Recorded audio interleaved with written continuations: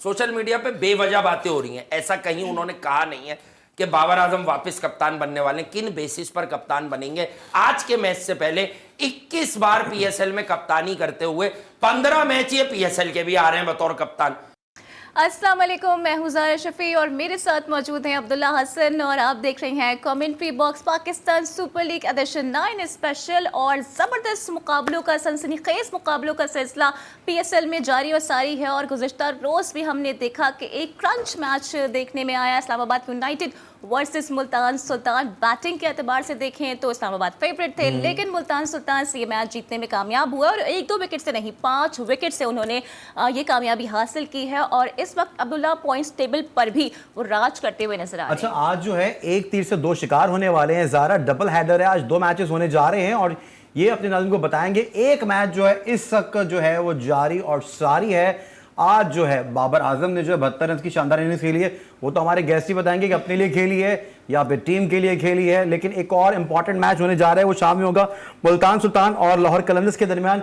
लाहौर कलंदर्स आज हारने की हैट्रिक करेंगे या नहीं करेंगे, ये भी हमारे गेस्ट ही बताएंगे। हमारे साथ मौजूद हैं सीनियर एनालिस्ट वासे हबीब, जो कि धुआंधार जो है तज्जिया पेश करते हैं। वासे, क्या हाल है, कैसे हैं आप? फर्स्ट क्लास हैं, बढ़िया हैं, ठीक वासे? बिल्कुल बढ़िया हैं, बिल्कुल जबरदस्त। पहले ओ सारी पर बड़ा जोर है आज, आप दोनों का बड़ा मजा आता है सुनने में माशाल्लाह। गुज़िश्ता मैच की समरी के ऊपर चले जाते हैं ताकि आप कल के मैच की समरी के बारे में आप समरी देखें, मैं आपको बताता हूं। देखें, कल हम यही बात कर रहे थे कि इस्लामाबाद यूनाइटेड एक ऐसी फ्रेंचाइज है जो चेस पर जाती है। जी ठीक है, तो कल जो मैच की समरी है उसके बारे में बता दूं।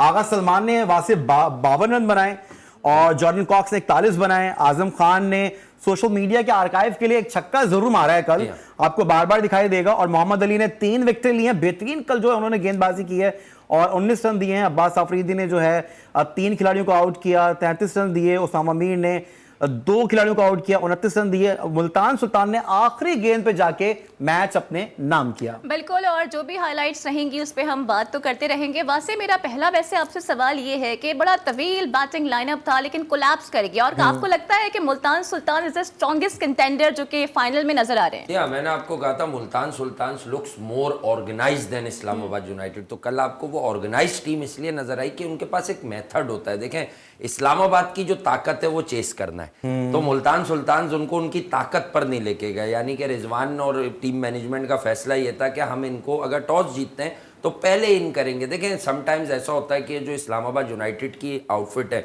ऐसी टीमें जो है ना, बैटिंग फर्स्ट में इनके पास कोई वे फॉरवर्ड नजर नहीं आती कि यार किस तरह से खुद को अप्लाई करना है, टोटल को किस तरह असिस्ट करना है। Definitely that wasn't a pitch of 145 140 150। ये विकेट कम से कम 170 रन बनाने वाली तो थी। 170 रन पे डिफरेंट स्टोरी हो सकती थी, बट आई मस्ट से कि अगर आप कल नोटिस करेंगे, जैसे अब्दुल्ला ने इंट्रो में एक टीजर भी दिया है अपना इस मैच की समरी बताते हुए, आजम खान, यार आजम खान के पीछे हम समेत सब लोग खड़े हुए हैं। इसलिए खड़े हुए हैं कि यार पाकिस्तान नीड्स पावर हिटर। लेकिन मैं हमेशा से कहता हूं, अभी आप कल ख्वाजा नाफे की बात कर रही थी, आज मेरी उनके कोच से बात हुई पर्सनल कैपेसिटी में, तो बड़े खुश थे और हमने उनकी बात की तो इसका शुक्रिया भी अदा कर रहे थे लियाकत साहब। तो मैं अब आपको यही बता रहा हूं कि इनके प्रॉब्लम्स क्या हैं। प्रॉब्लम्स ये हैं कि यार अगर आप बैट फर्स्ट कर रहे हैं तो आपके पास कोई मेथड नहीं है, कोई एप्लीकेशन नहीं है, कुछ पता ही नहीं है आपको। तो यार वो बड़ी अच्छी बात की अब्दुल्ला ने कि ये सोशल मीडिया के लिए, आर्काइव के लिए आपने एक छक्का मार दिया। भाई कब आएंगे वो 50-60 रन? मतलब ख्वाजा नाफे के run all of the sudden day 1 पर नजर आते हैं आपको। बाकी ये जो लोग हैं जो पाकिस्तान की क्रिकेट टीम का भी मुंह देख चुके हैं, ये किस वक्त परफॉर्म करेंगे। एक चीज आपको यहां समझने की जरूरत है, शादाब खान। मैं आपको यही कह रहा था कि शादाब खान की अक्सर ये कहानी मैं नोट करता हूं, यार जब आप पहले वन डाउन आए थे चेजिंग कॉज में, तो आपने अपनी अच्छी फॉर्म का फायदा क्यों नहीं उठाया? क्योंकि इस वक्त शादाब जितने पैशनेट नजर आ रहे हैं ना, मैं आपको बता रहा हूं वो कोई पॉइंट प्रूव करना चाह रहे हैं। एक्स क्रिकेटर ने काफी तनकीद का निशाना भी बनाया उनको कल अपनी गुफ्तगू में। एक्स क्रिकेटर्स ने, यार ये जो एक्स क्रिकेटर्स हैं, मैं इनका क्या करूं, इनकी मतलब सेटिंग में नहीं है ना वो। देखिए, पहले उसको तनकीद का निशाना बनाया गया था, तकरीबन अब 8-10 महीने साल हो गए, जब वो नायब कप्तान था, क्योंकि किसी तरह से उसको नायब कप्तानी की दौड़ से और कप्तानी की दौड़ से बाहर करना था। उसके बाद बाद आपने देख लिया कि टेस्ट क्रिकेट में शान मसूद आ गए, उसके बाद आज भी आउट हो चुके हैं। अभी इस पे बात आप जब करेंगे, शादाब को बाहर करना था कप्तानी के दौर भाई से। शादाब खान पोटेंशियल, असल में गलती क्या हुई, शादाब खान से तो नहीं हुई, सरफराज अहमद से गलती हो गई कि उन्होंने बता दिया शादाब खान कप्तानी का अच्छा कैंडिडेट है, क्योंकि छोटा सा आया था ना सरफराज के पास, गेम अच्छी तरह रीड करता है, होमवर्क अच्छा है। देखें कल भी उसके बॉलर्स रन्स कंसीड कर गए, पहली बॉल पे रिजवान का जो कैच इनिशियली इमाद वसीम ने छोड़ा है, उसके बाद आप देखें शादाब ने पहली फ्लिपर पर उसको एलबीडब्ल्यू किया, पीछे आगे की बॉल को पीछे जाके खेले। तो आपने अगर शादाब का सेलिब्रेशन देखा होगा, वो सेलिब्रेशन नहीं था, वो मोहम्मद रिजवान के लिए एक मैसेज था कि पाकिस्तान की टीम में जो पॉलिटिक्स तुम लोग कर रहे हो मेरे लिए, ये मैं कबूल नहीं करूंगा। कल के बैटिंग ऑर्डर पे ऊपर क्यों नहीं आए? फिर जब बॉलिंग कराई तो 10वें ओवर के बाद आए, तो सवालिया निशान तो खड़ा होगा। नहीं, सवालिया निशान हर बात पर नहीं खड़ा होता। बेसिकली उन्होंने ये जरूरी समझा कि वो मैसेज ये दे रहे हैं कि जब रिक्वायर्ड रेट ज्यादा है या चेस कर रहे हैं तो मैं पिंच हिटर आ रहा हूं। देखें आगा सलमान अपने नंबर पर आए ना, तो आपने वो विनिंग मोमेंटम वाली जो बैटिंग ऑर्डर है उसको छेड़ना नहीं था। डेफिनेटली शादाब आते, मैं ये नहीं कह रहा वो 70 ही करते, 60 ही करते, अगर क्विक फायर 35-40 होते, डेफिनेटली ये बड़े लड़ाई वाले रन्स करते। आपने देखा बाद में मैच स्टक हो गया था। मोहम्मद रिजवान की वही 115-20 के स्ट्राइक रेट की इनिंग है, उसकी बेस पर उनको एक मोमेंटम मिल गया, या रीजा हेंड्रिक्स की बैटिंग से। अदरवाइज मुल्तान भी कंफर्टेबल नहीं लग रहा। क्रिकेटर के लिए एक छोटा सा मैसेज हो जाए, जिनसे मोहब्बत है, जो सेटिंग में चल रहे हैं उनकी तारीफें हो रही हैं, जो सेटिंग में नहीं है कहीं ना कहीं किसी ना किसी प्लेटफॉर्म से बैठ के उनके लिए बहुत अजीब व गरीब बातें होती है। देखें आपने जो एक्स वैक्स की बात की है उस पर मुझे याद आया कि मैंने एक क्लिप सुना है। मैं नॉर्मली लोगों के तज्जियों पे तज्जिया करना पसंद नहीं करता। साद बेग पर जो अंडर 19 का कप्तान है, आज नहीं खेल रहा, वो इखलाक खेल रहा है। बात यह है कि बात तो ठीक थी, लेकिन बात यह है कि पूरे एक्स क्रिकेटर्स टूर्नामेंट में सिर्फ साद बेग की ही टेक्निक पर बात कर रहे हैं, और सबकी टेक्निक बिल्कुल ठीक है। आजम खान की टेक्निक बिल्कुल ठीक है, सही है ना, मतलब इखलाक की ठीक है, आसिफ अली की बिल्कुल ठीक है, जिसे हमने पाकिस्तान से ना जाने कितने मैच खिला दिए।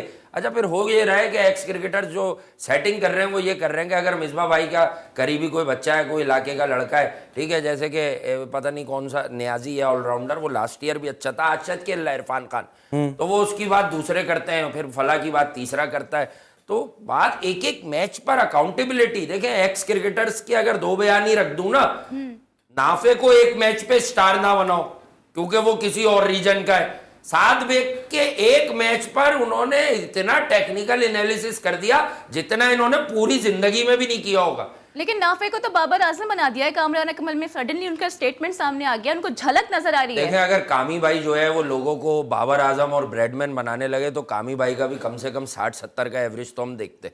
माजरत के साथ मुझे पसंद थे कामरान अकमल, मतलब वो खेलते बड़ा अच्छा थे और जितना भी खेले, लेकिन कहने की बात यह है कि भाई सिमिलैरिटीज ढूंढने में गलती कर रहे हैं आप। क्या बाबर आजम, आप ये बोलें कि बाबर आजम की तरह के 2-3 शॉट वो तो खेलता है, पर बाबर आजम उसकी तरह का आज तक हमें एक शॉट भी नहीं दिखा सके, वो नो लुक। लेकिन आज बोलना चाहिए बाबर आजम की आज की बल्लेबाजी को कैसे देख रहे हैं? जो आज अच्छी बैटिंग की है, आज तो मेथड, पूरा मेथड था। देखें बाबर आजम चेजिंग कॉज में हमेशा सवालिया निशान होगा। जब भी आप 9-10 ओवर से आगाज करेंगे, कहीं ना कहीं मैच अटका ही देते हैं, वो पूरी तारीख भरी बाबर पड़ी का भी है। मैच बट तो जब चल वो रहा है, बैट मैच फर्स्ट अभी खत्म करते हैं, नहीं हुआ है। लेकिन मैं आपसे ये पूछना चाह रही हूँ कि मुल्तान के पास ऐसा क्या राज है जो कि उनकी विनिंग स्ट्रीक मुसलसल चल रही है और इसमें कोई तो ब्रेक दो ही नहीं आ मैच रहा है? जीते हैं। देखिए विनिंग स्ट्रीक ये है कि मतलब डिसेंट स्टार्ट है, और डेफिनेटली दोनों मैच वो खेले मुल्तान में। घर से निकलकर जब मैच होगा, घर से निकलकर जब मैच होगा तब भी बहुत सारी चीजें आया होंगी ना कि आप कहीं और जाते हैं। आई थिंक पिच की रीडिंग बहुत अच्छी है, पिच को बहुत अच्छा स्टडी कर रहा है। जाना है ब्रेक के जाने, लेकिन मैं बॉलिंग के ऊपर बात नहीं करी। बॉलिंग के ऊपर वापसी के बात करेंगे। मोहम्मद अली ने बहुत अच्छी बॉलिंग की, नसीम शाह की बॉलिंग को कैसे देख रहे हैं? उबैद ने भी बॉलिंग की। यहाँ पे वक्त हुआ ब्रेक का, कहीं मत जाइए, हमारे साथ रहिए। Stay tuned with us.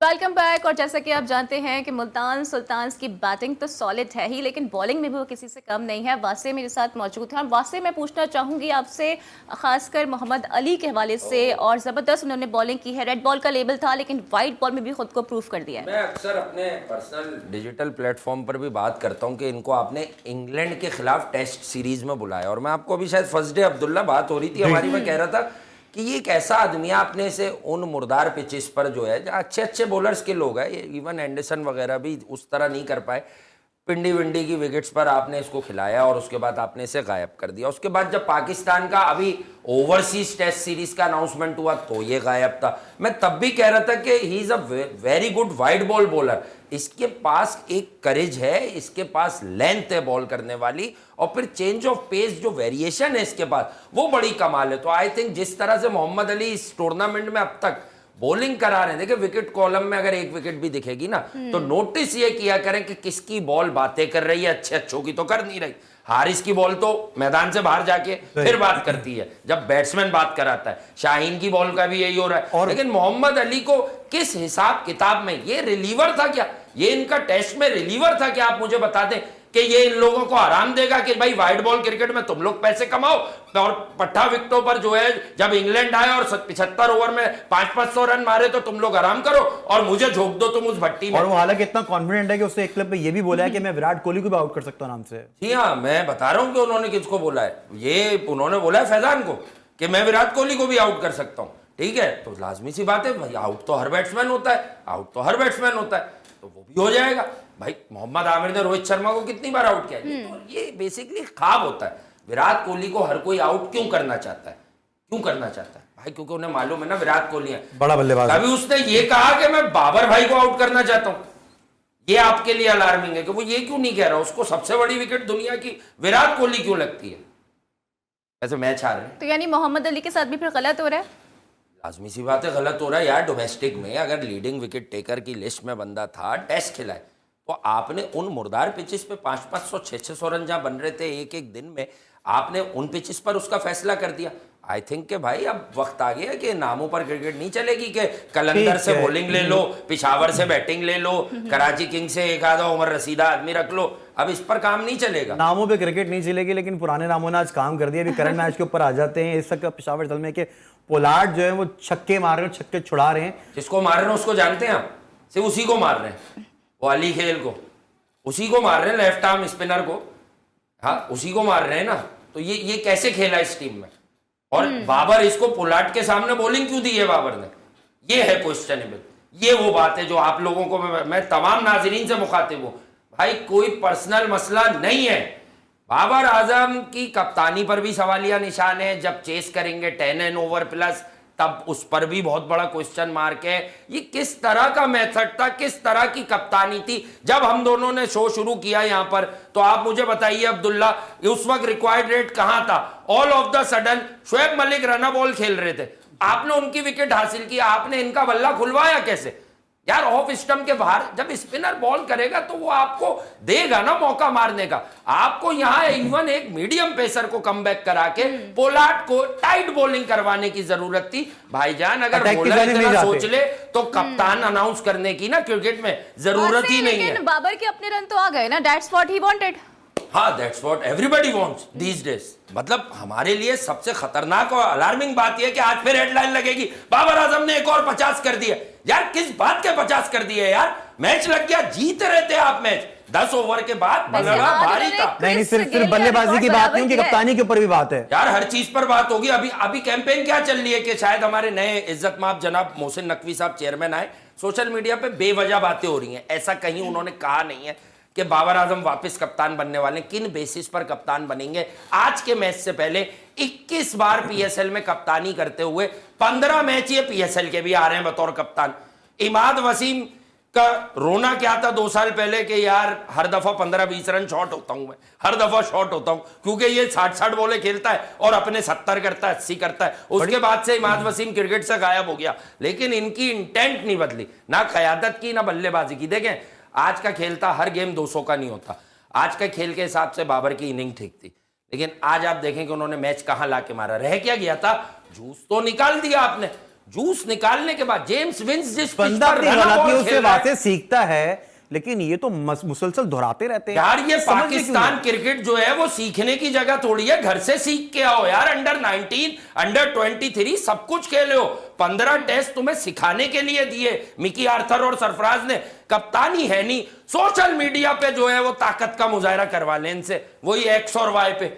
Even Hafeez ने कह दिया कि मैंने बाबर को बहुत समझाया कि अपना नंबर चेंज करो और 2 माह लगे हैं उनको कि नंबर 3 पे तब जाके वो खेले। आप मुझे बता दें ये कौन सी, ये तो मतलब रूठी बीवियों वाली आदतें हैं, ये तो रूठी हुई वाइफ जो होती हैं 2 महीने में ये नंबर 3 पर जाने पे आमादा हुए।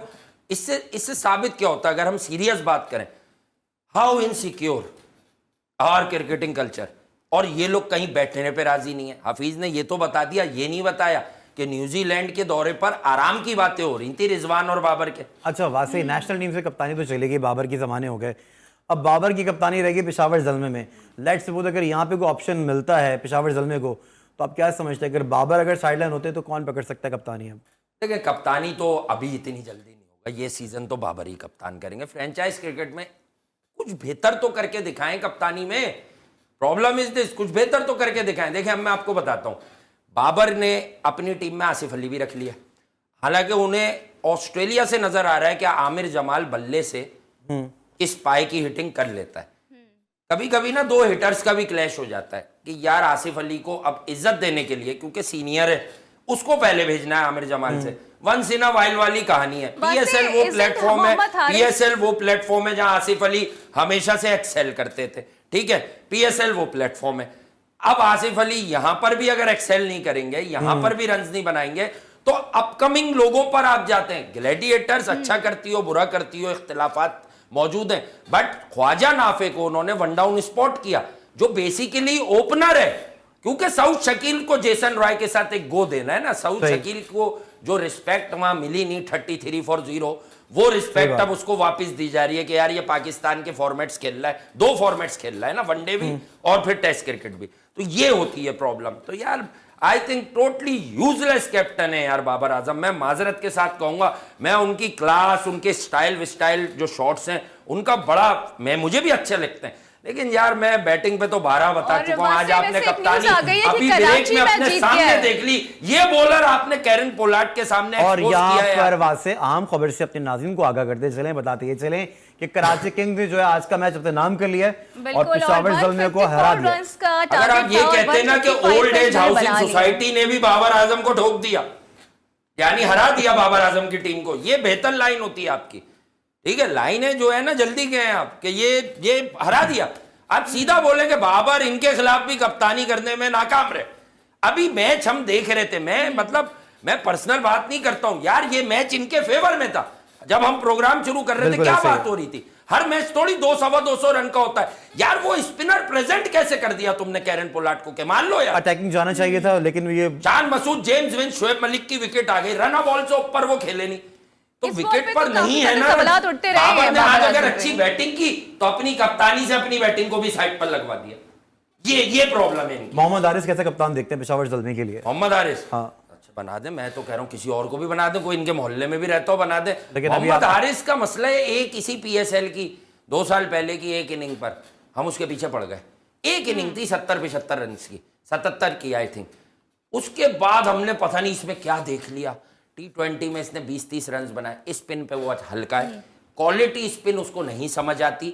उसके अलावा अगर आप जाएं हारिस पर, तो भाई वनडे क्रिकेट में उसका कोई रिकॉर्ड ही नहीं है, फिर भी पीछे पड़े रहते हैं इसको वनडे खिला लें, क्योंकि ताबेदार बच्चा है ना। रिजवान भाई को अपना उस्ताद कह देता है, ये है।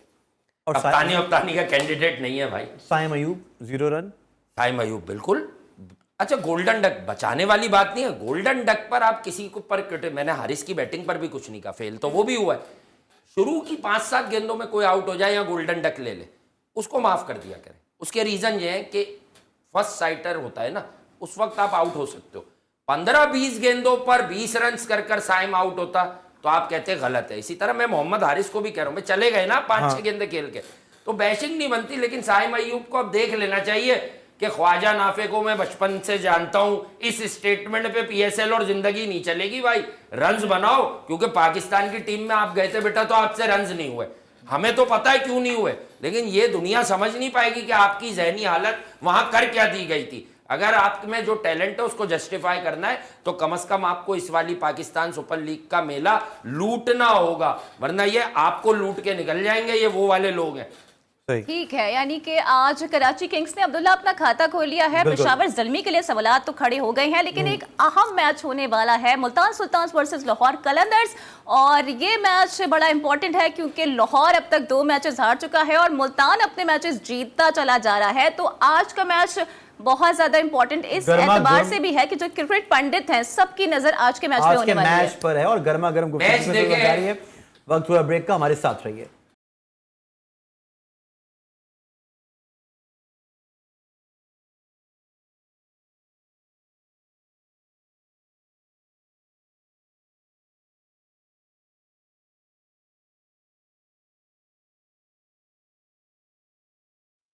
Welcome back. तो ज़ारा, पीएसएल सीजन के जो है तकरीबन 6 मैच जो है वो हो चुके हैं और जबरदस्त मैचेस देखने को मिले हैं। हाई स्कोरिंग मैचेस भी थे, आखिर में कुछ कम स्कोर के मैच भी हुए, लेकिन जो है फंसे हुए मैच हुए हैं।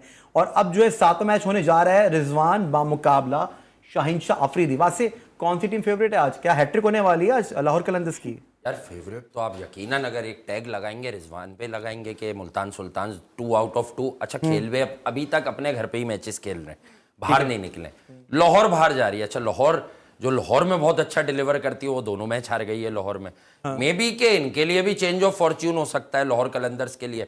लेकिन एक बात मैं बता दूं, लाहौर कलंदर्स के बॉलर एक प्लेसिड लाहौर की सरफेस पर मार खा रहे हैं।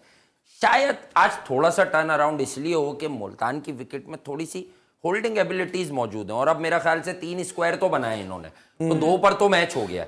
अगर किसी रीयूज स्क्वायर पर यानी रीयूज विकेट हुई तो मे बी के गेंद फंसेगा, जो लाहौर वाले चाहते नहीं है।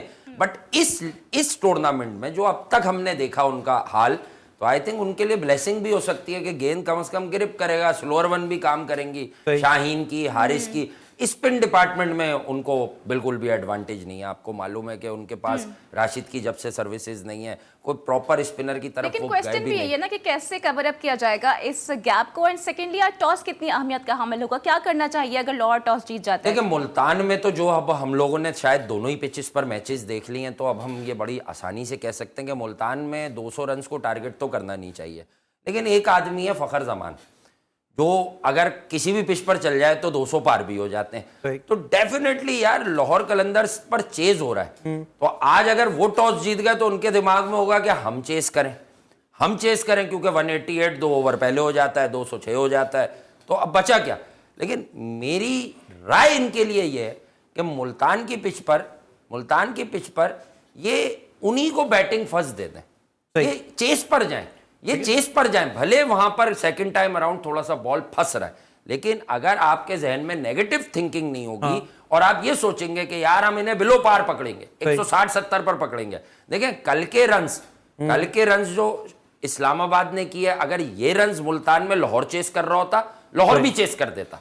असल मसला इनकी बॉलिंग का है, तो ये अपनी बॉलिंग को पहले एक्सपोज करें, या यूं कह लें दूसरे लफ्जों में कि अपनी बॉलिंग को पहले मौका दें कि यार अब एक अच्छे हेल्दी माइंडसेट से अप्रोच अच्छी रखो, डिफेंसिव ना हो, आउट करो। इतने फखर बनाता नहीं जितने हारिस दे देता है। हाँ, फखर तो पता नहीं बना ही नहीं रहे बहुत टाइम से रन्स ना T20 क्रिकेट में। वो आखिरी वो न्यूजीलैंड वाला वनडे का ही हमें याद रहता है, बेंगलुरु का बारिश वाला मैच। लेकिन बात बिल्कुल ठीक है, साहिबजादा फरहान टॉप फॉर्म में, 2 आउट ऑफ 2 हैं उनके 50s। उसके बाद अब्दुल्ला शफीक इज देयर। एक आदमी बड़ा मिसिंग है, डेविड वीसे मतलब घर का ही आदमी है इनके, शुरू से है वो। और लाहौर की जितनी जीत आती हैं, वो जो क्लोज एनकाउंटर्स हुए हैं 3-4 हुए हैं, उसमें से 2 उसने ही जितवाए, 3 उसी ने जितवाए। अच्छा, इस तरह की मुल्तान की पिचेस का बड़ा आइडियल बॉलर भी था वो जो रोल करता है, टॉल है ना। देखे कमिंस अगर स्लोअर वन मारेगा तो बड़ा फर्क लगेगा आपको, और एक round arm bowler slower one मारेगा वो बड़ा फर्क लगेगा, क्योंकि जितनी हाइट से किसी टिपिकल विकेट पे जहां बॉल होल्ड करता हो फिर उठता हो, तो वहां पर अगर slower one tall lanky fast bowler मारेगा, यानी कि 7.5 फीट ऊपर से हाथ आ रहा है, तो वो गेंद ग्रिप करके ज्यादा परेशान करेगा। और राउंड आर्म बॉलर करेगा तो आप मोमेंटम के साथ, अगर आपका रिस्ट वर्क अच्छा है, क्योंकि हाइट नहीं लेगी उसकी बॉल, तो आप उसे अच्छा कनेक्ट कर दोगे। तो ये छोटे छोटे से मवाजने होते हैं। शाहीन और हारिस दोनों स्लोअर वंस तो बहुत करते हैं, लेकिन स्लोअर वन दोनों का अच्छा नहीं है। ठीक है, आप बिल्कुल बॉलिंग की बातें कर रहे हैं, लेकिन हारिस के हवाले से शाहिद अफरीदी ने कहा है उन्हें काउंसलिंग की जरूरत है, साइडलाइन नहीं किया जाए। क्या कहेंगे, आपके क्या थॉट्स हैं? एक्स क्रिकेटर की फिर बात आ गई है। नहीं, शाहिद भाई अगर कह रहे हैं तो बिल्कुल देखें, मैं तो ये कहता हूं कि ये बयान शाहिद भाई का सिर्फ T20 के लिए या वनडे वगैरह के लिए भी है, क्योंकि देखें वनडे क्रिकेट में तो साबित ये नहीं हो रहा कि वो पिट रहे थे, साबित ये हो रहा है कि उनके पास कोई मसाला नहीं है बंदे को ट्रैप करने का। T20 एक ऐसा फॉर्मेट है जिसमें वो बहुत अच्छा कर रहे थे अगर हम देखें पिछले 1.5-2 साल में। लेकिन मैं फिर वही कहूँगा, आपको राजापक्षा याद है, मैं याद दिलाता हूँ, एशिया कप का फाइनल 5 आउट हो गए, एक बोल्ड उनका भी बड़ा ज़बरदस्त था, उसके बाद राजापक्षा इन्हें मारता रहा 170 कर दिए, ड्यू पड़ गया, फिर भी वो रन चेजेबल थे क्योंकि बिलो पार थे। वहां पर फिर रिजवान की रन बॉल इनिंग हुई, हम दुआएं करते रहे कि रिजवान आउट हो तो हम जीते, लेकिन रिजवान वहां जाके आउट हुए जब हम मैच हार गए थे, फिर हमें कोई भी नहीं जितवा सकता था। तो हारिस रऊफ की हमेशा से बॉलिंग में सवालिया निशान मौजूद है। शाहिद भाई का अपना यकीनन लेजेंड है, वो अपना बयान दे रहे हैं, लेकिन मेरा ख्याल से यार बहुत सारे बच्चे हैं। अब ये आप मोहम्मद अली की बात कर रहे हैं, ये किसके बच्चे हैं, इनको क्यों नहीं देखें? अब 150-50 के मामला खत्म हो गए, अब जो डिलीवर करेगा ना वही खेलेगा। यार आप एक्सपोज हो गए, आपको आप समझे नहीं, ये गोद के बच्चे क्यों बने हुए हैं ये 3-4 लोग, फिर ये फर्स्ट क्लास भी नहीं खेले। फर्स्ट क्लास को आप कम से कम इज्जत देना शुरू कर रहे हैं। साहिबजादा फरहान के 2 लगातार मैचेस में रन आए, इसी तरह आपके बॉलर मोहम्मद अली वगैरह आपको डिलीवर करते हुए दिख रहे हैं, ये फर्स्ट क्लास खेलते हैं ना, इज्जत देते हैं। मोहम्मद अली के पीछे क्रिकेट पूरी है, इसलिए दिमाग काम कर रहा है। ये पिट रहे हैं तो ये कहां क्या सीखें? इन्होंने फर्स्ट क्लास में कभी ऐसा फ्लेवर ही नहीं इनको मिला कि यार मैं पिटूं तो मुझे चेंज क्या करना है। समझ रहे मेरा पॉइंट, कि वो सीखने की जगह नहीं है। मेरे मुल्क की टीम में आके सीखा नहीं जाता, यहाँ परफॉर्म किया जाता है। All of them are true professionals यार। तो वहां से सिंपल सी बात है ना कि मतलब कि शाहिद खान आफरीदी फिर वकालत ही करे ना फिर हारिस रऊफ की। वो देखें, असल में शाहिद भाई शायद उसका फ्यूचर देखते हुए कि पाकिस्तान ने उस पर ऑलरेडी इन्वेस्ट कर दिया है और किसी और पर इन्वेस्ट नहीं किया। हमारे सिस्टम में ना बॉलर नहीं आ रहे हैं अच्छे, माजरत के साथ, इस पर किसी और मैच में किसी और दिन डिबेट करेंगे जरा तफसीली। हमारे सिस्टम में इंटरनेशनल स्टैंडर्ड के बॉलर्स नहीं आ रहे अब, हालांकि हमारा खासा था कि यूं आप कहीं से चादर उठाओ 3 फास्ट बॉलर तैयार हैं। अब वो क्वालिटी नहीं मिल रही आपको गेंद हिलाने वाले, इसलिए मजबूरन इनकी लाइकिंग में जो लोग नहीं है, ये टेस्ट क्रिकेट में उन लड़कों पर चले गए, मीर हमजा, उसके अलावा जो है खुर्रम शहजाद, डोमेस्टिक खेलते थे जो ना। नए बॉल से बॉल हिला रहे हैं आपके शाहिन अफरीदी, वो भी परफॉर्म नहीं कर रहे। देखिए नया बॉल स्विंग है, देखिए स्विंग एक ऐसी ब्लेसिंग होती है कि जो जिसके पास है उसको न जाने कितने आउट कर देने चाहिए, लेकिन सवाल ये होता है कि जब बॉल स्विंग नहीं होगा नया और फिर मिडिल ओवर, तब आपके पास कौन कौन से हथियार हैं, यॉर्कर कितना तगड़ा है, लेंथ बॉल कितना हमें तगड़ा सामना है। है। मैं बस आपसे ये क्विकली क्विकली पूछना चाहूंगी कि कैसे देख रहे हैं, क्या मुल्तान सुल्तान्स आज लाहौर कलंदर से PSL 8 में फाइनल की शिकस्त का बदला ले लेंगे? यार ये भी आपका अच्छा सवाल है कि मोमेंटम उनके साथ है और बदला भी है, लेकिन यार समाओ आया हुआ गट फीलिंग कि अगर लाहौर को कुछ करना है, कोई बाजी पलटनी है तो आज ही होगी, लेकिन इन्हें मरवा कौन रहा है पहले तो ये समझे। इनका डिजास्टर 2 मैचों का जो है वो इनकी बॉलिंग की वजह से आ रहा है। रन्स फिर भी कोई ना कोई कर रहा है, फरहान कर रहा है, जहादाद ने आके स्ट्राइकिंग की, हमने देखा किस तरह उसने अपने मौके का फायदा उठाया। 45 रन बेहतरीन। हारिस मौके का फायदा नहीं उठा रहा। आप थोड़ी देर पहले हारिस की बात कर रहे थे, क्यों? क्योंकि वो चौधरी हैं, उन्होंने अपने आप को चौधरी कंसीडर कर लिया कि मेरे तो बाबर भाई से भी अच्छे ताल्लुकात हैं, कहीं ना कहीं T20 में मेरी जगह बनवा देंगे। लेकिन अब ऐसा नहीं होने वाला। मैं आपको आखिरी सवाल है मेरा, बिल्कुल आखिरी सवाल है। 5 में तकरीबन 4 मैच जो है वो तो लाहौर जीता हुआ है, तो क्या समझते हैं पलड़ा तो अभी भी जो है लाहौर का भारी है ना फिर भी? जी हाँ, मुल्तान के अगेंस्ट पलड़ा भारी है। और असल में एक बात है कि रिजवान आप बहुत सारे लोगों से गुस्सा होकर खेलते हैं, लेकिन शाहीन से देखें वो ऐसे खेलते हैं। तो लेट्स सी, फिर देखते हैं कि तो आज के ये मैच वाली का चीज नतीजा जो है वहाँ ना, से कैसे वो निकलता थोड़े है से और हम अजाइम प्रोग्राम को कम कर कंक्लूड सकती है। करेंगे क्योंकि वक्त की किल्लत का हमें सामना है। थैंक यू सो मच, आप इस शो में आए, जबरदस्त आपने तज़किये दिए हैं। थ्रू आउट द PSL हमारे साथ ही मौजूद होंगे, लेकिन अब्दुल्ला सारी नजरें आज के मैच में है। देखना है कि क्या मुल्तान सुल्तान अपनी जीत की हैट्रिक को कंप्लीट करते हैं या फिर लाहौर कलंदर्स अपनी हार की हैट्रिक को मुकम्मल करते हैं। कल फिर आपकी खिदमत में हाजिर होंगे। अल्लाह हाफिज।